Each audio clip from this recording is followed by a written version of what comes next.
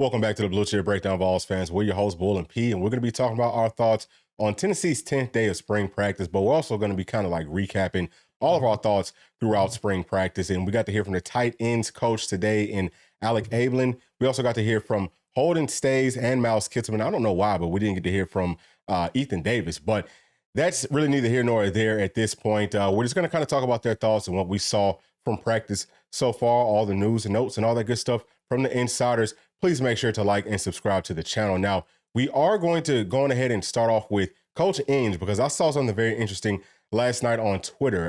It's Dante McClellan, and he posted this on Twitter, these two clips of Coach Inge just showing them some love. And this is something that I know personally I was worried about. Can Coach Inge go out and recruit these blue chip caliber players, and how good of a coach is he going to be? Sounds like he's an absolute stud. But let's go ahead and play those clips real quick. D-Mac, what's up, man? We know you're out there visiting them HBCUs out in Alabama. Hopefully y'all are doing well today. You know we thinking about you because you can see where I'm at. This is how we roll. 102,455 fans screaming and yelling for the men in orange and white. It's about to go down tonight because it is called the Night in Neyland, and we about to get it on tonight. Hit me when you get a chance, man. We rolling. Let's throw it up, throw it up, throw it up. My boy Dante, what's up with it, baby? You know, these balls getting it in over here, baby. That's what we do. We throw the VOLS up in the air. It's on this Mental Monday. Hopefully y'all are doing good. We getting it in on this Monday, and it's about to be on and busting. We about to attack the offense like white on rice over here, baby. It's on. Hit us when you get a chance. We rolling. All right, and obviously you could tell that he's got a whole lot of energy, a whole lot of passion, and he's going to do a great job going out there and getting players for us. Now, Dante is a 4-star linebacker, and he's a guy that can do it all. P, you can stop me wherever I'm wrong at, but I'm going to get your thoughts on him as well. He just looks like a guy that can get after that passer, plays well in space, and he likes to thump. But P, what did you think just in looking at Dante's film? Yeah, I like him a lot, man. Plays up in Ohio. Obviously, that's, a pretty good brand of ball up there for, a northern state. Long-range guy, 6'3", probably going to grow another inch or two before he gets up to college. Has a nice frame on him already. And looks like a guy that could be a multiple type of guy. Could potentially be a guy that rushes off the edge for you. You see him playing space, covering the slot, does it well. Flies around the field, has good instinct. You see him kind of just knows how to get to the ball. Knows how to use his leverage, knows how to keep contained or fight inside block, whatever it is. Just doesn't really think, knows how to play. Seems like a very headsy guy. I think he'd be a nice piece. Obviously would be coming into a pretty crowded linebacker room when he got there, but I think he's a guy that could potentially come in here and make some noise if we do land him. Yeah, absolutely. And I think that just kind of speaks to what type of player Coach Inge is looking for. I know he talked a lot about he wants players that can play out in space and that can cover. So that's huge, especially a guy with that type of length and speed. So let's go ahead and get into our thoughts, right? Starting off with Coach Abe and what he had to say, following spring practice today. Just a couple of my key takeaways was that he's very impressed with that room. And, we talk a lot about Miles Kitzelman being that guy that we saw on film that he can block, and he ran some good looking routes, but he didn't do a whole lot of that. And Coach Abe kind of echoed those same sentiments. But, it's huge to have another guy that can come in and fill a big void that we had last season. And we thought that it would be a big one coming into this season. But now it sounds like we're pretty deep there. But P, what was your thoughts on what Coach Abe had to say? Just like you said, man, he really likes that room, and with good reason. We're athletic, we're long, we're big, we're physical. I think that's a room that is as deep as it's been since Heupel's been there. You look at having 3 solid guys that you can depend on, 2 freshmen, and get the true freshman's name, but he's there as well as a potential option for you. And then we have a couple of kind of walk-on guys that we picked up a couple years ago in that room. And that's a deep room. And I think he likes the versatility that he has, having guys like Ethan Davis and Holden Stays, who are more your true pass catchers. But then it looks like Kitzelman's a guy that can not only block for you, but like you said, he's impressed Coach Abe with how he's been able to kind of play in space and make some moves with the ball in his hands as well. So I really like that room. I think it's going to be a huge step forward, and it's going to be interesting to see kind of what that rotation looks like now that we have 3 guys instead of the 2 guys that we've had since I've been here. Yeah, and you know what? It's also interesting to note that Coach Abe, he was an offensive line coach, and with the way that we go out and try to target tight end prospects, we're looking for guys that can go out and make catches, that can run nice routes, that have good speed, but also have that length. So having a coach that can teach to that, but also is going to be really good at teaching the fundamentals of blocking, I think is huge, because in this offense, we listen to Holden Stays talk about, man, they're in a lot of 12 personnel. which is 2 tight ends. Okay, so we're probably going to have him and Ethan Davis or Miles Kittleman on the field at the same time for, I would say, probably about 55% of our plays, maybe a little bit more just based off of who we're playing up against. It's huge to know that those guys can block in a system where they're going to be asked to block. And, they've already got the skill set of being able to go out and catch passes and, make catches and be that, be that safety blanket for Nico in his first full season as a starter. So I think that, everything has been by design, okay, with Coach Heupel and with his staff. And I mean, I just could not be more impressed. And I don't know if we can say that enough, but just very, very impressed with the way that we've built this team so far. Now, on to Holden Stays, because I just kind of touched on him. P, what did you think about what he had to say? What was some of your key takeaways with Mr. Holden? So I'll be honest with you. I didn't really get to hear his the audio. I think it's with the audio in some of those videos. But yeah, I mean, he's a guy just from things I've heard him say. Like, obviously, everybody loves Nico. Okay, he's really kind of starting to he's really kind of starting to win that team over. You can tell he's gaining the respect of his teammates.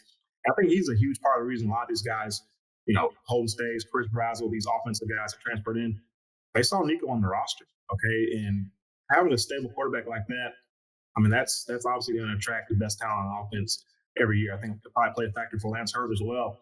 But Holden Stays is a guy, I think he carries himself with confidence. I think he expects to probably be the number one guy, and I think he very well may be the number one guy. I think if there's one tight end out there to go out there first, I think it's going to be him over Ethan Davis. I just think he's a little bit older, a little bit stronger, and can still give you that pass catching option as well. But I'm sure for him, just like everybody else, it's new. It's an adjustment. Learn the tempo, learn the offense, that whole deal. But I think he's picking up fine. And like I said, I think he'll be the first tight end out there when we take the field. Yeah, I mean, it's really interesting because we heard Coach Abe talk about Ethan Davis being up to 242 last week. So he looks like, I mean, he definitely looks like he's physically ready to go out there and ball out for us. But Holden Stays talk some just about getting acclimated to our system and learning about the tempo and things like that. That's probably been his biggest deal. I think everyone says that. Whenever you come onto this team as an offensive player, it's difficult to get adjusted to the way that we, spread that field out, those splits, things like that.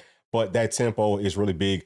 I would say probably more so than anything from a conditioning standpoint, because it's not just about you being able to go out there and do it physically, but mentally, you've got to be able to process things really quickly. And Holden Stays, man, said, hey, look, we get those signals and we're running that play immediately. So, I mean, I think that that's big, but it also sounds like he loves that tight end room. He really likes Nico. He talks about his passes being right on the money and just, getting closer to him and building that trust level. So I think that that's going to be huge. And Pete, to your point, he may end up being the starter, but if we're playing a whole lot of 12 personnel where it's going to end up being him and mostly Ethan Davis, I feel pretty comfortable with that, because what you don't want to do is you don't want to alienate, the youngest guy in that room, as far as who's going to be playing in Ethan Davis, by not letting him get out on the field a lot this season. So expect a lot from both of those two players. I mean, they're, tall, fast, long, physical, and they understand the game. They're dogs. So I think that the tight end room is going to be great. But let's talk about Miles Kittleman,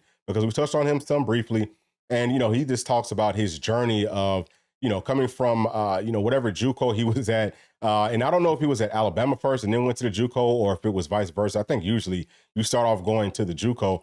But, it sounds like he knew a coach on our staff and he was able to come on board with us. He's a guy that Coach Abe really likes. And, he talks about just having that pride and, going from in high school playing tight end to playing tackle to also playing basketball. So he's got a very versatile skill set. And I just think in listening to the way that he's talking about his teammates and his coaches, you can tell that he's a veteran and you can see why everyone's kind of gushing over him.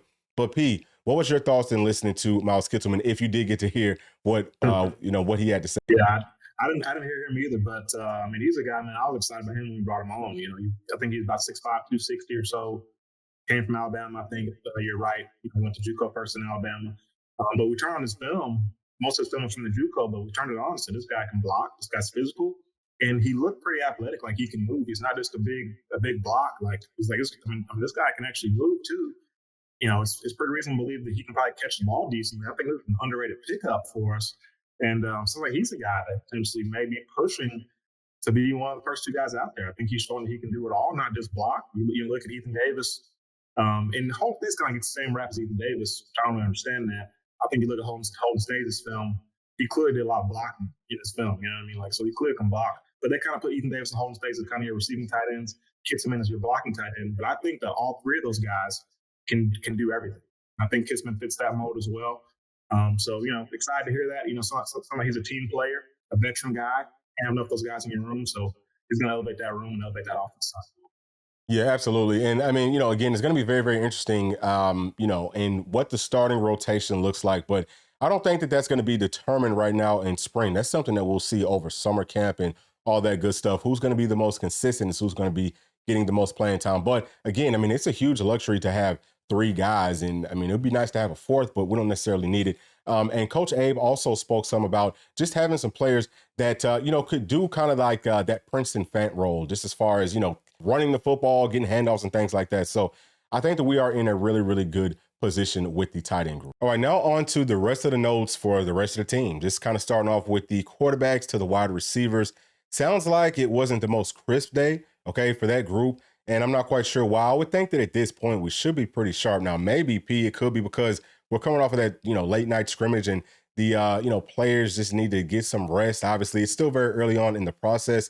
But I mean, I would think that by this point we should be a little bit more crisp. It could also, well, no, that was on air. I was going to say it could be because of the offensive line being so young, but that was Rouse on air. So I didn't really like to hear that. But Pete, what are your thoughts so far with how the quarterback group has looked and how the wide receivers have looked?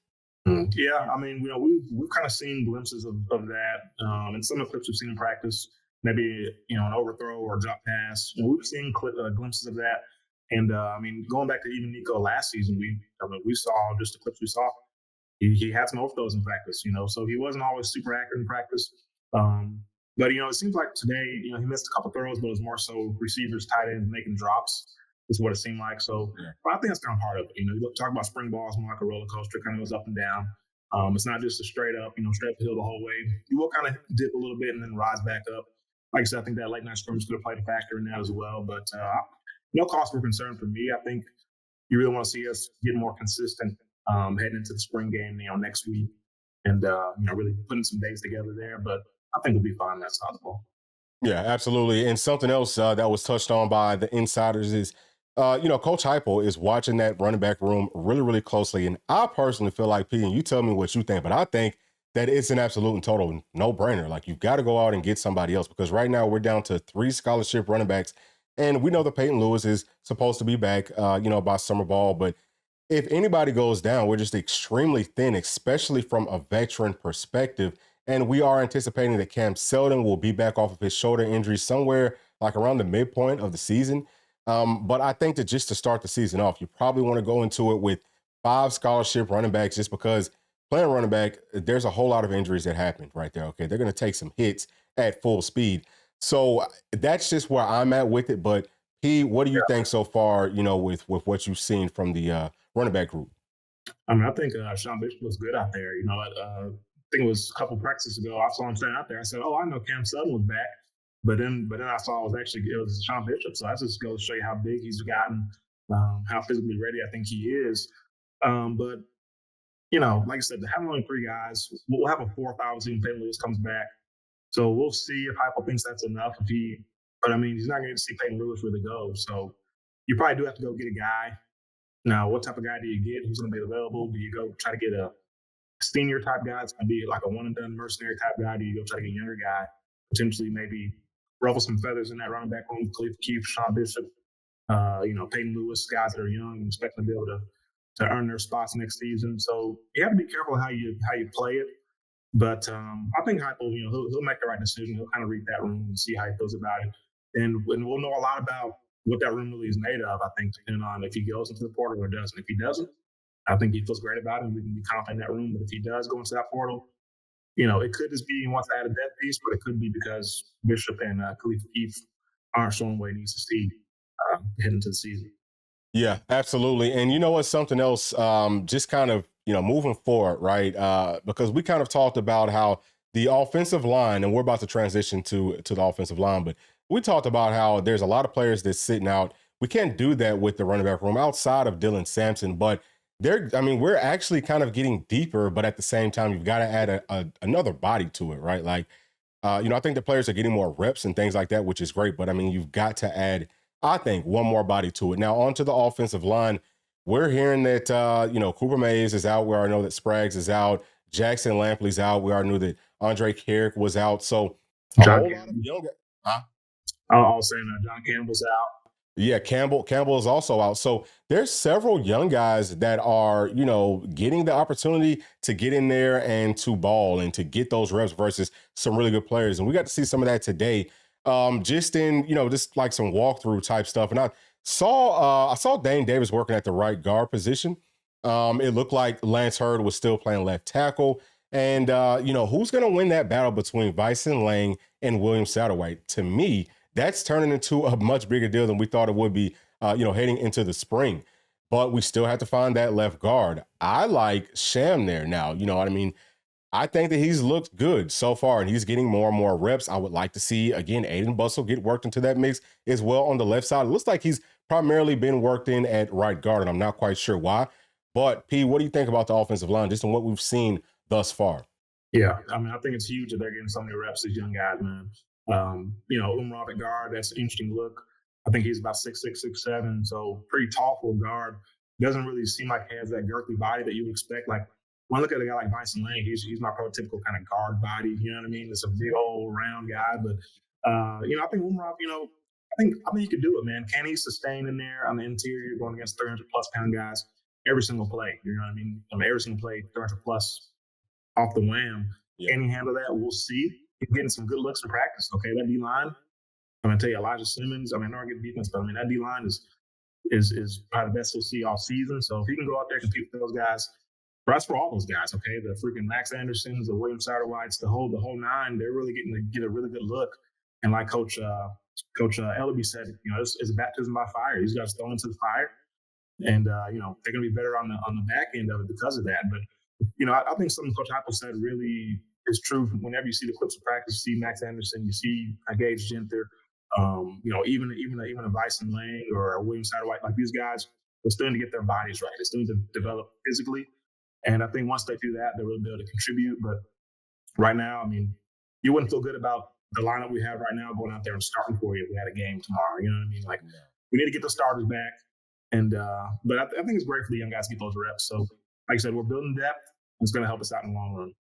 Yeah, that's huge because obviously, P, to your point, with those, especially with those true freshmen, and maybe I could kind of argue that Bison Lang, he does look like he's lost some weight. He looks a little bit more well put together than he did once he came up on campus last spring. But yeah, I would just say that for sure, they're going to have to continue to get bigger, stronger, faster. But being able to come in almost at what their floor is going to be physically and mentally and all that type of stuff. And like you said, Pete, going up against these veterans, it's just going to make them that much better and that much stronger. And as we're transitioning onto the defensive line, we see the way that Coach G built them up. Like, we went from, hey, this line is kind of like a makeshift, you know what I'm saying? It's a whole bunch of patchwork, but now it's like the strongest in the entire country. And that happened because what?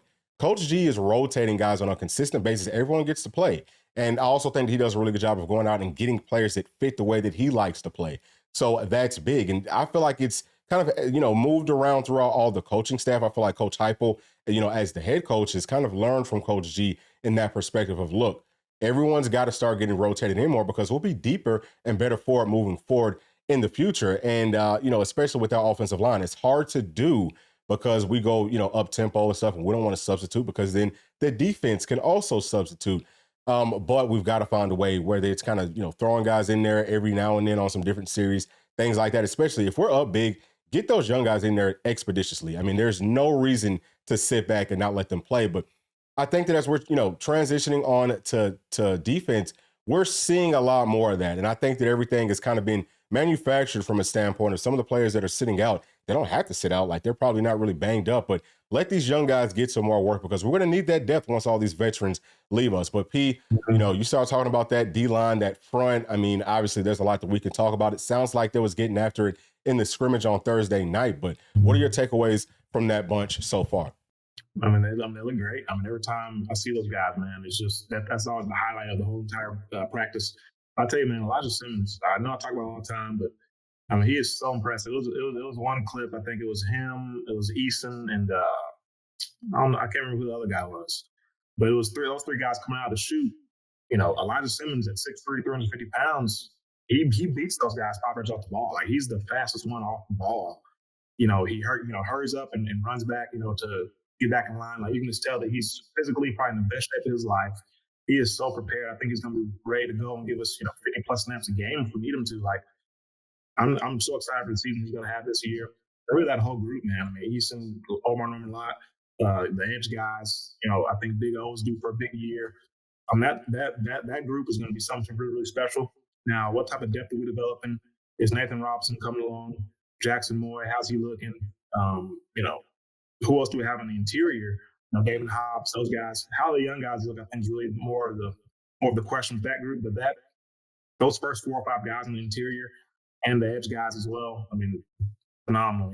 That's going to be a disruptive group, and it's helping that O-line get a lot better. I'll tell you what I was going to say too. When we talk about O-line, I sure wish Ben Warren's here for this spring, man. He could use these reps. Yeah, he could use them in a major way. I just feel like, I know some players, their high school won't let them graduate early. I think that's been a problem with like the, with the Edwin Spillmans. I think like with his brother Nate, I mean, he would have benefited from getting in earlier. But yeah, I think that might be part of it. But yeah, I mean, for sure, if Bennett Warren could have came in, dude, I mean, you talk about a guy that's 6'8", like 335 pounds, and he needs this work. I mean, he needs to get that work versus James Pearson, Tyree Weathersby, Tyree West. Who else we got? Caleb Herring, Joshua Joseph, Dominic Bailey. Dude, you can go on and on. Like, they need that work. I'll tell you who's been a little bit disappointing and haven't seen time from is daggum Shandavian Bradley. Now, I'll tell you, he can move. Where's he at? So, I mean, he's there. He's in 38. I mean, you see him, you know what I mean? But it looks like he's probably about 6'5", like 215, you know what I mean? Like, he needs to put on weight. I mean, he's definitely athletic, but he should be at that size. But, I mean, he just needs to, I don't know, man, eat or something. But Jordan Ross going to come in here and pass him up right now. Yeah, sure. I'm hoping that don't necessarily. I mean, you kind of hope that it does, but also you hope that it doesn't, because you want to see those young guys continuing to get better and better. But yeah, I mean, I haven't seen a whole lot of clips from him. I think I saw a clip from him earlier today. I don't know if he's 215. He looks like he's a little bit bigger than that. He might be about 225. He's like being that, yeah. You know what I'm saying? Like, maybe it's about 230. But yeah, I mean, hey, look, iron sharpens iron, and that competition is either going to push you upwards or it's going to, push you backwards, or it might push you up out the door. I'm not saying that's going to happen with, Bradley, but yeah, if you don't get it together, then he could most definitely end up getting passed up, because someone that we haven't talked a whole lot about is the tight end prospect that we got from Africa. I mean, he's a guy that I'm still waiting to hear somebody say, hey, we're moving him from tight end to defensive end, which is where he should have been, I believe, to start this whole deal off at. I don't know why. I mean, I understand why. Like, we threw him over there to tight end because we didn't have that depth, and we were just hopeful, like, man, look, like, just in case, maybe he can turn into something. But at this point, we see that we're picking it back up as far as the tight end position goes. So move him to where he can help this team out and, give us something. But him going over there to the, D end spot, I mean, his numbers coming out of that, like whatever NFL Europe deal, or, like that youth NFL Europe, whatever it's called, a lot of his numbers were like, would have been number 1 in the NFL draft that season. So that tells you what type of an athlete he is. So we've got the bodies there, and we're going to continue to, go out and find them. Anybody who ain't up to par, I mean, you better figure it out. Or, And he looks good too. Huh? I said he looks good when they show him. Like, I've seen a couple clips of him. He looks, he looks like he's about, he looks solid. Yeah. Yeah. He's about what, 6'5". He might be somewhere around 235, 240, something like that. Yeah. And I mean, he can definitely go. So yeah, I'm just saying all that just to say, not just for Bradley, but for everybody. I mean, it does not matter. We're getting to a point now where, I mean, you've got to, like, there's a certain threshold that you have got to surpass to stay on this team, or it's going to happen like what we saw at the end of last season, where the staff goes to a whole bunch of folks and say, hey, listen, thank you for being a Tennessee Volunteer, but we are in no longer need of your services, and you're going to have to, hit that transfer portal. So I'm not claiming that. I'm not saying that that's going to happen with anyone, because we don't know, but I'm just saying all that to tell y'all, as Volunteer fans, we should be very, very happy with where we're at. I mean, it's night and day from where we were when Coach Heupel and the entire staff got up on campus, 3-4 years ago. So anyway, let's go ahead and move on to the linebackers, because we haven't really talked about them Saw a couple of clips from them today, right? Three of the guys that we feel like are probably going to be three of the guys this season. In Keenan Pili, Jeremiah Thielander, and Edwin Spillman. I think that Edwin Spillman, as a true freshman, has done a phenomenal job just in showing that, hey, man, look, I came in with a college frame and I can play on this level. You can tell just from the way he's moving through all these drills. His footwork is phenomenal. His, fundamentals and technique is textbook. You can tell they're coming from, Lipscomb, that he's been taught how to play this game at a really, really high level, and we love what we saw from his film. He's a head knocker. Okay, he's going to be physical about his work, and he's coming to work every single day. But you also see the savviness of once he's going up against Keenan Pili in some of these drills, like we saw today. He's just going to lightly tap him up because he knows, okay, this is Keenan Pili. This is one of our guys. Like, I'm not going to go too hard up against him.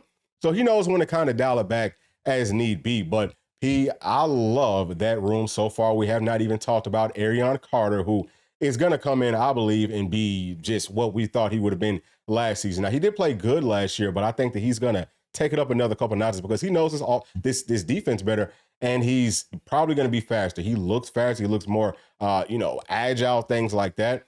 And I also think that Caleb Perry has looked really good. I was not expecting much from him coming into the season, but he's been pretty impressive in all the clips and things that we've seen so far. So I feel good about this linebacking core as a whole. But P, what are your thoughts? Yeah, I mean, I echo those same sentiments, man. I think you expect Aaron Carter to come in here and fly around, be a guy.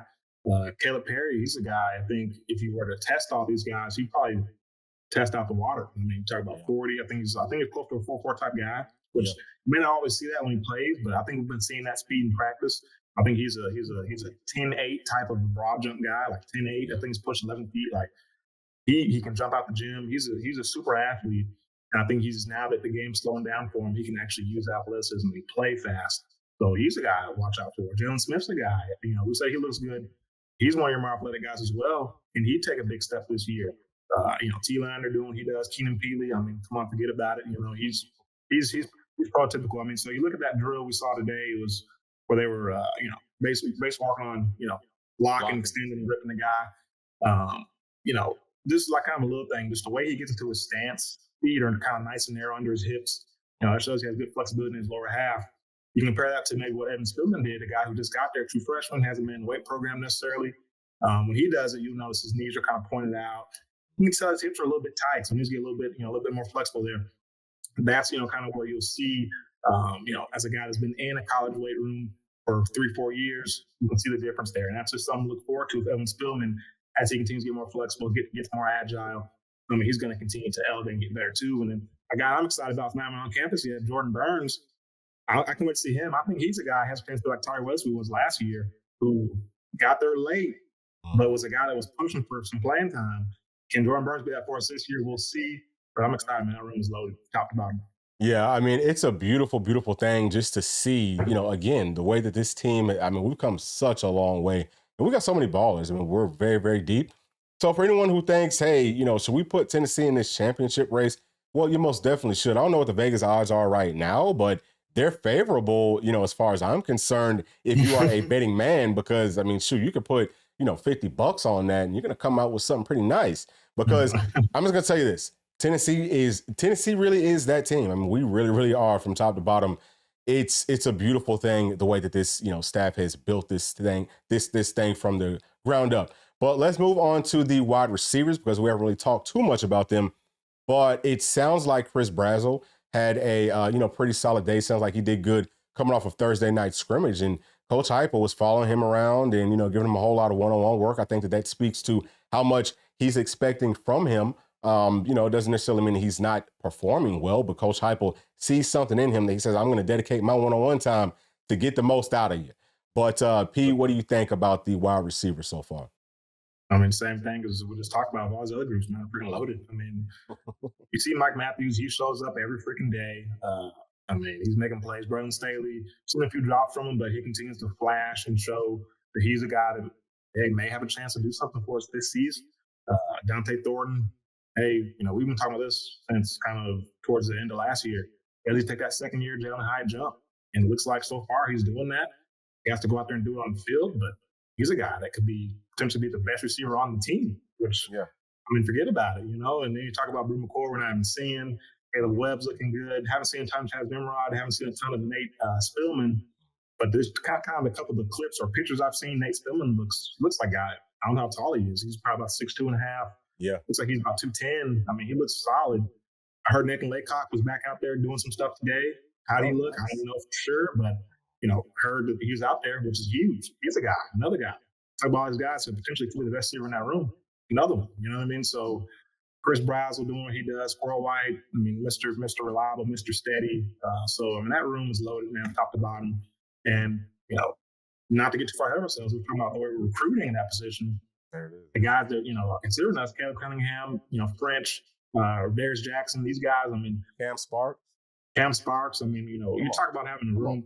It makes me think about Ohio State the year they win. They should beat Georgia in the playoffs. I can't even think of the receivers they have. They had like 4 or 5 like first-round type receivers and the number one and the best quarterback, obviously, in the country that year. He's probably the second best, third best quarterback in the NFL right now already as a freaking second-year guy. Our offense is starting to shape up that way. And it's going to be a beautiful thing to watch moving forward.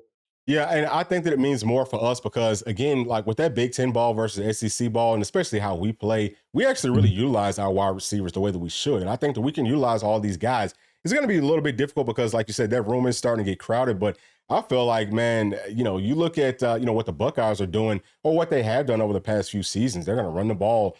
I mean, not that. I mean, this is not like an overwhelming, running number, but it's going to be more than what I feel like Tennessee's going to do, or they're not going to be as explosive. I guess that's the best way for me to try to say. They're not going to be as explosive as Tennessee's going to be in that passing game. So I feel like a lot more wide receivers are starting to love Tennessee. And I mean, like you said, dude, we've got so many wide receivers in the high school ranks that Tennessee is top 3 on their board, and they're big time guys. Some of these players kind of have like it's us in Georgia, but if you use common sense, why would you go to Georgia? Because if you want to talk about the Buckeyes, I mean, you want to talk about a team that Georgia is not even going to give you the ball, dude. Like you're going to get, at most, okay, if you're balling out, you're going to get, 500 yards receiving because they're dumping it off to their tight ends. They're running the ball. That's what they do there. But at Tennessee, we're going to get the ball to you. So I feel like back to wide receiver U, and it's very, very, impressive to see, again, what the staff has been doing.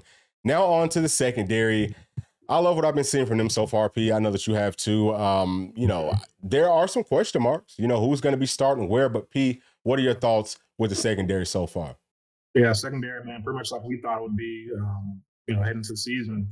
Jamar McCoy, Kobe Thomas, these guys have flashed, and McMurray. I know you're pretty high on him.